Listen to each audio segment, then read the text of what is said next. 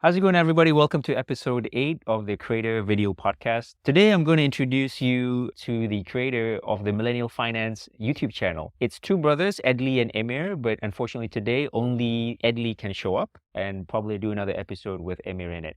So welcome to the channel, Edley. So can you introduce the audience, like what your channel is about? Yep, my name is Edley, and I'm one of the creators of the Millennial Finance with my brother Emir. And what the channel is about is a personal finance YouTube channel and blog. And we focus mainly on three pillars, which is saving money, investing, and making money. So we try to make personal finance education really simple so that all Malaysians can understand and have a better grasp on their finances. The good news about you guys is that you guys are transitioning into full time. So we'll get into the details a little bit later. But right now, before we get into any of that, let's go straight into the good stuff. Like, how do you guys make money from the channel? Right. When we started the channel, we didn't really plan this. We didn't see it as a money-making vehicle at first. All we wanted to do was just share our passion and just treat it like a personal development thing where we want to express ourselves and write down what's on our mind. But eventually we did make quite a lot of money, and most of our money comes from YouTube ads revenue, affiliate marketing. So for example, a company wants to promote its new service or new product, and we will talk about it, or we will give a review about it, and we will put a link on our channel, and anyone who signs up with the link, we get a commission from it. So it's kind of like Amazon affiliates or like Shopee affiliates and stuff like that. And the third way, one of the more minor ways we make money, is to provide any products or services that we have, which is like consultation, speaking engagements, or in the future, if we plan to sell digital or physical products. Great, great. So your biggest chunk there was what again? YouTube ad revenue. YouTube ad YouTube ad revenue and affiliate links would be the biggest chunk. All right. So very interesting, very inspiring, because a lot of us want to be a content creator, but you guys are specifically on YouTube, right? Okay. So let's dive a little bit back into the history there. So what do you guys both study in college? So my brother studied business, finance, and economics, while I studied law.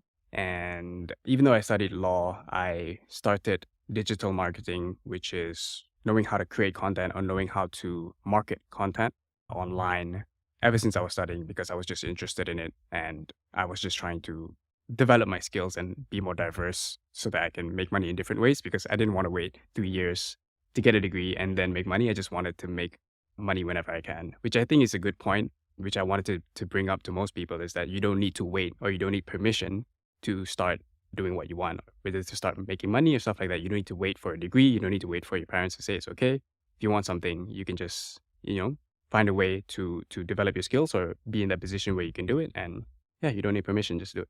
Inspiring. So that brings me to another question. So as somebody new, you started this as a self-starter. How did you get your first client? As a digital marketing consultant, or however you made money before you started this channel, this journey of yours? Yep. So when I did a digital marketing course, it took about 1 to 2 months. And in the course itself, the teacher was really good in that he didn't just teach us how to do digital marketing. He taught us how to get a job or how to get a client.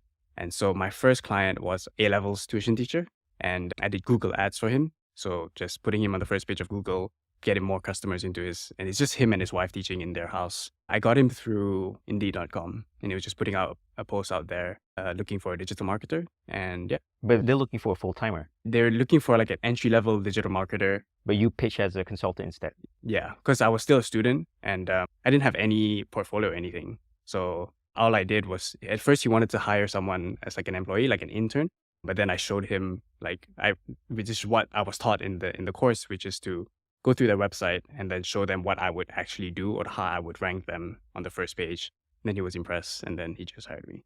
So that's a cool history about how you got into digital marketing. But how did you get into this blogging YouTube thing, the Millennial Finance? Yep. So when I was learning digital marketing, like you said earlier, a lot of it was paid ads. There was a huge section on organic too, but when I got my first few clients, all of them were paid ads. So I didn't really have the chance to practice my SEO or organic content until one day in 2020, when my brother Emir, on Chinese New Year, he said he wanted to start a blog just to share his investing ideas.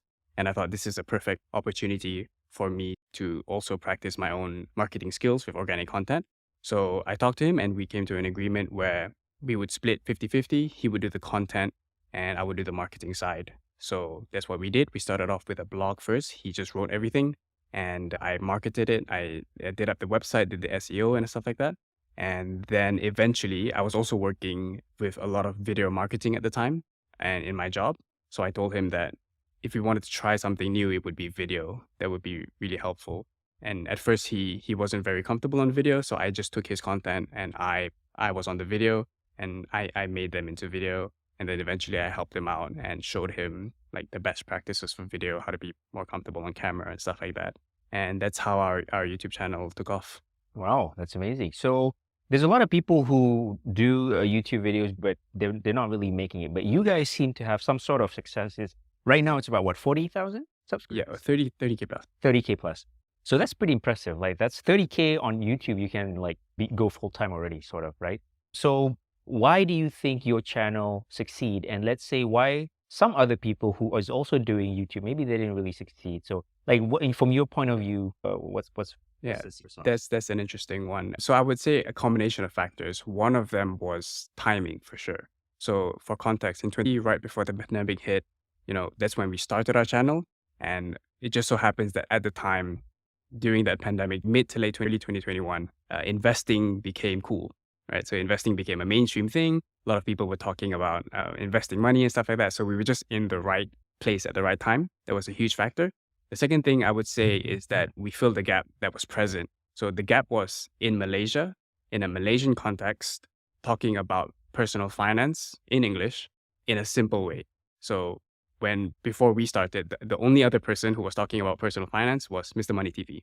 Zed Invest was there maybe, but he was more in real estate. But it was just us and Mr. Money TV. And also when we first started, we also met up with him and had a conversation. So I think there was a huge gap there for Malaysians, especially like young urban people who live in KL, in Selangor, who just finished uni, just starting to work on maybe the first 5 years of their work. And they're just trying to learn more about how to be better at money, at personal finance. So investing, keeping their money, saving their money, how to make more money. And yeah, so I think we filled that gap. And now there are lots more content creators on personal finance in Malaysia, which is great. One thing that inspired us was creators overseas. So like in the US, we would see the type of content they make. And you know how things are always like, it happens in the US first, and then it kind of happens here. So there's a lag. So we spotted that gap.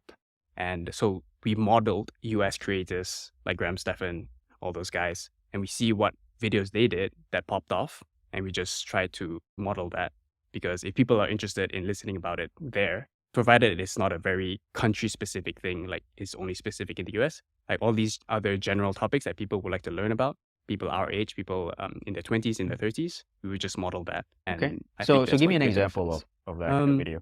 Well, the most standard one is like the best credit cards in Malaysia. Best credit cards in Malaysia. And during the pandemic, it was like work from home jobs. What are the best work from home jobs you can do? What are the ones that popped off? The ones that really popped off for us was really reviews of investing apps.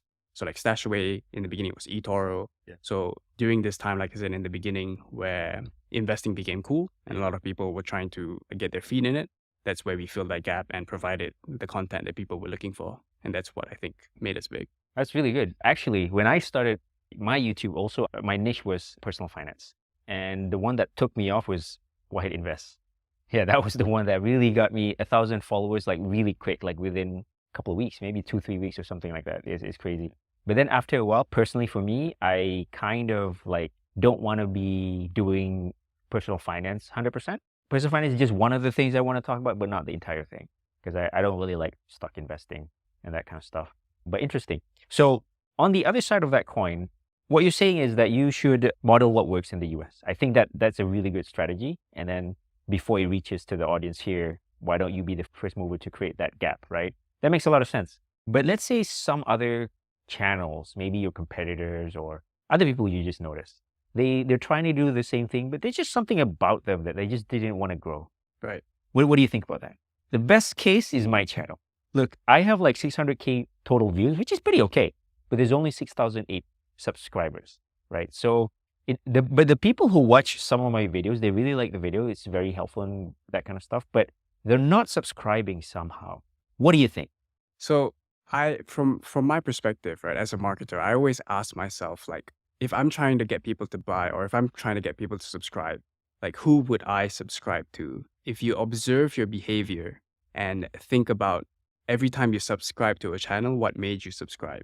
And you kind of translate that and develop your strategy according to that. So, for example, for me, why I subscribe to channels is because I watch 2 to 3 or a couple of very consistent videos that I enjoy consistently, and I start to trust this person who's behind the camera, and then I'm like, oh yeah, this guy deserves a subscription, and I kind of feel like I want to stay in touch because I know that the future content would be beneficial to me. So maybe you were talking about first you were personal finance and then you're changing to other stuff. That could be a possible factor of why people don't expect something consistent from you in the future. Does that make sense? Yeah. So if I'm watching a personal finance channel and I really like all this knowledge that I'm getting, and then it keeps me wanting more of the same consistent thing in the future, right? For some people, maybe they fall or they are more interested in you as a personality. So there's a saying in marketing where it says, or in YouTube, that they watch you for your videos, but they stay because of you. They come to your videos because of your topic, but they stay or they subscribe because of your personality, right? Which kind of works for, if you see like most of the celebrities, it works that way. They come out as a football star, but then people stay their fans because of their personality. So that's one thing I would say, like try to be more than just information transfer person. Try to relate to them and try to make them feel like they understand you. Because a lot of people who watch my videos or in my brother's videos, when they're watching us and then they talk to us, some of them meet us in person, some of them meet us online. It's like they know us, right? It's like they know us like for like a few months already, or they're our friends. So they have this like very personal connection, and that's what makes them want to stay. And I also wanted to add, like, besides modeling the US creators, you can also just model any like local creators. What we did in the beginning with our YouTube channel was like finding videos on what videos should we make, is we just search up certain topics that are a lot of people are searching for. So for example, I don't know, let's find one in Malaysia, like Stashaway or Why to Invest Malaysia Review. So we look at all the videos that are available and we look at the views and we say, can we do this review? But instead of 10 minutes, we do it in 7 minutes, right?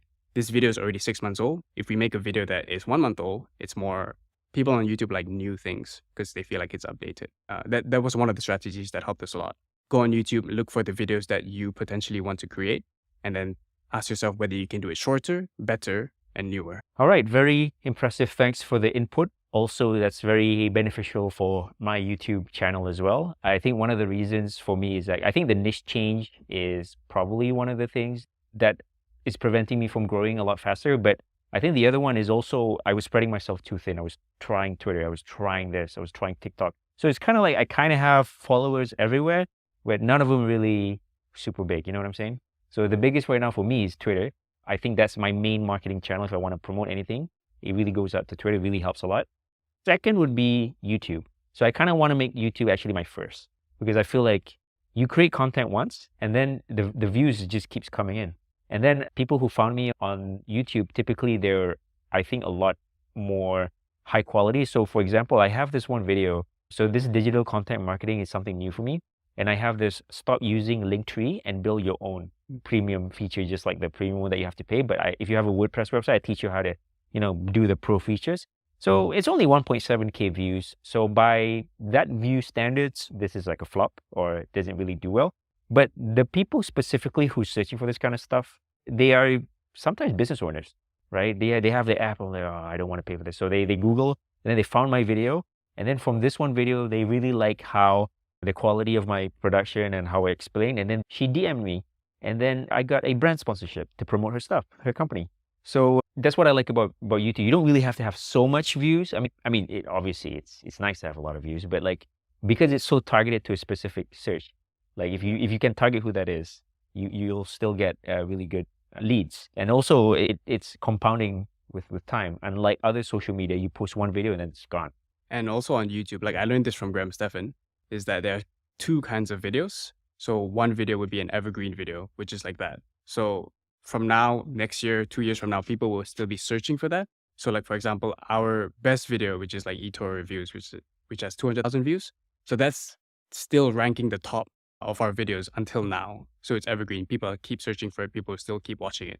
That's one type of video. And then the other type of video is like a news or they call it like an urgent video. So something that just happened and you want to be the first one to cover it. So for example, Budget 2022 or Budget 2023 just came out. What's it about? So those videos, the aim is to get a lot of views instantly, quick, and then it dies out.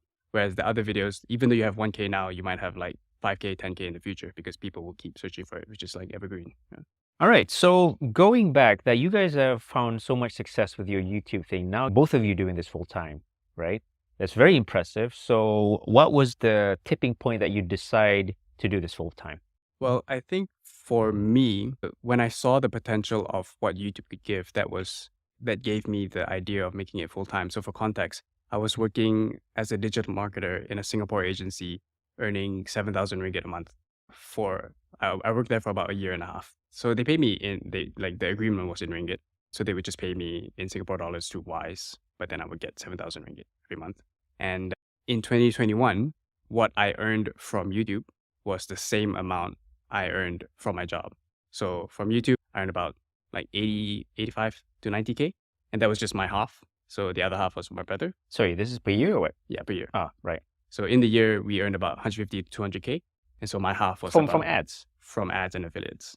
Okay, between ads and affiliate, which one is the bigger chunk? I would say ads like 60%. Yeah.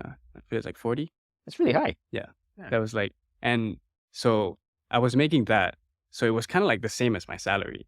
But the only difference was my job was kind of like maybe 5-6 hours a day, but YouTube was like 5-6 hours a week. Right.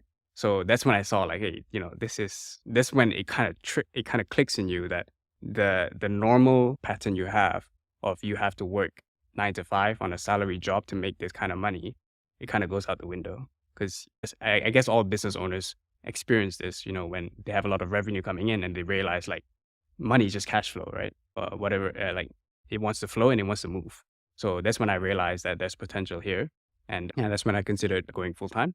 But then I still stuck to digital marketing with another company because I was doing bigger stuff. And then I also got like a better salary or a better pay, which was more than twice of what I was making. Yeah. So. And that one is a Malaysian company? So the company is registered in New Zealand. The people who own it are from South Africa. And the clients are from the US, the UK, and Australia. So it's like. And you get that job from? I just found it in a Facebook group, yeah. Wow. Interesting. Okay. So that's cool. So that's how you went to do this full time, but you haven't yet. You're just about to. Yeah. We had the idea that, this could easily replace a full-time income.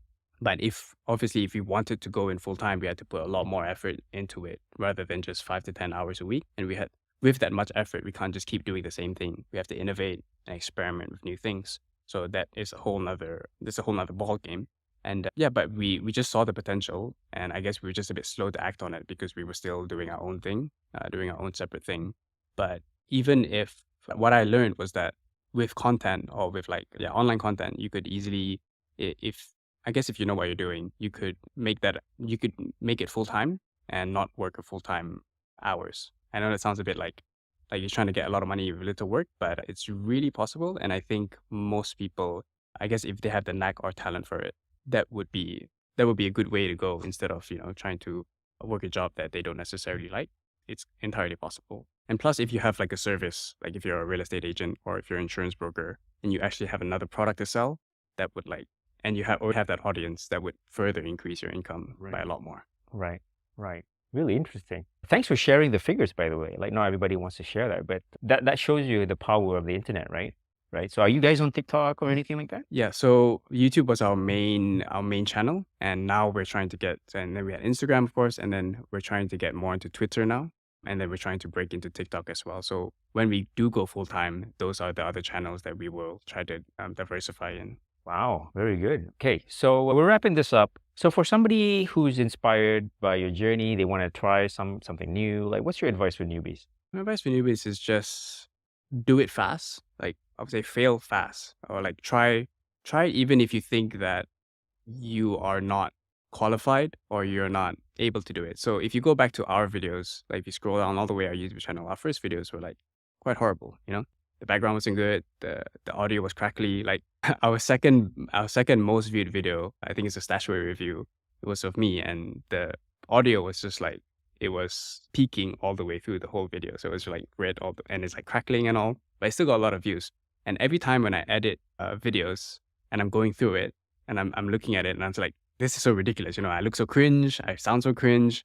It's no way it's going to work. But when I put it online and people watch it and people love it, right? So my advice would be to step out of your own judgment of yourself, like stop being so harsh on yourself, and stop seeing things as you want to see them, because you think it's bad, but as long as you put it out there and people benefit from it, which is what our goal was. We just want to put stuff out there so people can learn from us, can learn from our mistakes or from our lessons, and hopefully help people. And yeah, it's just a video anyway. Like, as long as, if you're okay with putting your face out there on video, and if you're not so concerned about the whole privacy thing, then I would say, even if you think you suck, you have to suck first to be good later. So yeah, just start, and over time you'll get better. So you have to, especially with these things, because we're always taught in school that we have to learn theory, do the exam, and then we do the practical, or we get good at it. But especially in YouTube or in content or in any business, I suppose, you got to get that hands-on experience. Yeah, you got to do the thing, and then that's how you get better. So you're going to suck first for sure, but that's how you get better. Okay, one final thing, because I also teach content to people on Twitter.